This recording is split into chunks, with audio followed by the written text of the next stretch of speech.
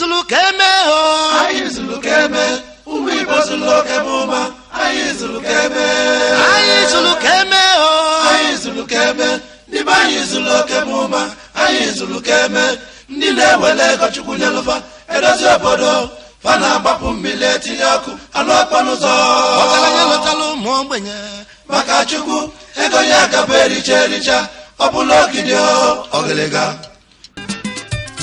Igbo bụ ekene m unu asịkwa na ọ ga-amala anyị mma n'eke ma n'orie ma na afọ ma na nkwọ. We are right now here to analyze about one in a million man, kind-hearted human designed by God to be a savior to we humans. Who are we talking about? It's all about High Chief Dr. Christopher Inale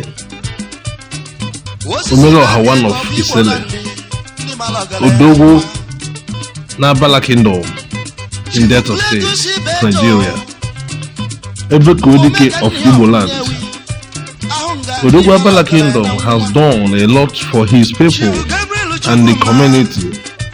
God gave him Odogwu as his titled name, and Delta State indigenes in diaspora gave him the title named AKPOKUEDIKE.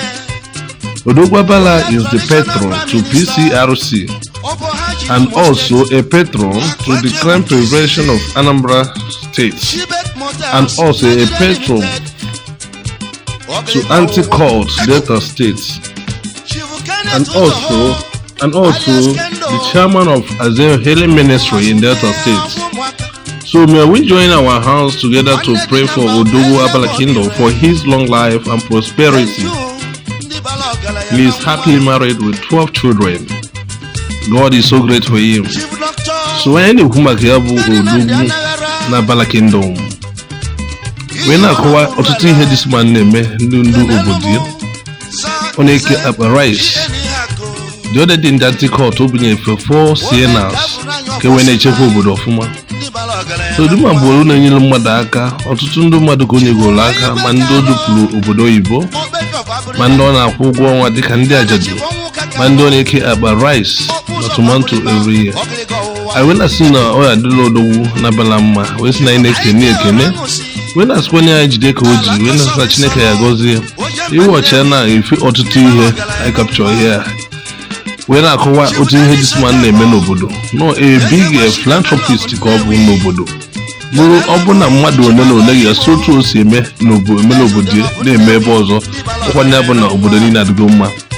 When I see na efe na-akọ, when I see na na-eke n'udu pụrụ iche, when I see tulenu ihe akọwa na ihe this man na-eme.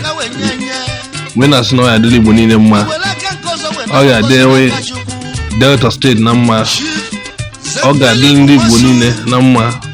When na-ekwu na ọhịa ka anyị na-akọwa maka this man a na-akpọ Odogwu Aballa si na anyị na-ekene unu. Njisie n'ike na afụgo ife ọ na-eme, enwere ekene ga-ebujere anyị ekene unu. Thanks a lot. Odogwu Aballa Kingdom bụ onye Chineke nyere onyinye n'ụdị pụrụ iche ịgwọ ọya dị iche iche. Ihe ọbụla ijiri ya gbapụta na nke ọ ga-emere gị ya. Ibu ọya gbapụta na nke ọ ga-emere gị ya. Ị na-achọ nwa ọ ga-emere gị ya. Ihe ọbụla dị n'ụwa ị na-achọ bụ ihe ọchịchọ otu o si adịrị gị mma.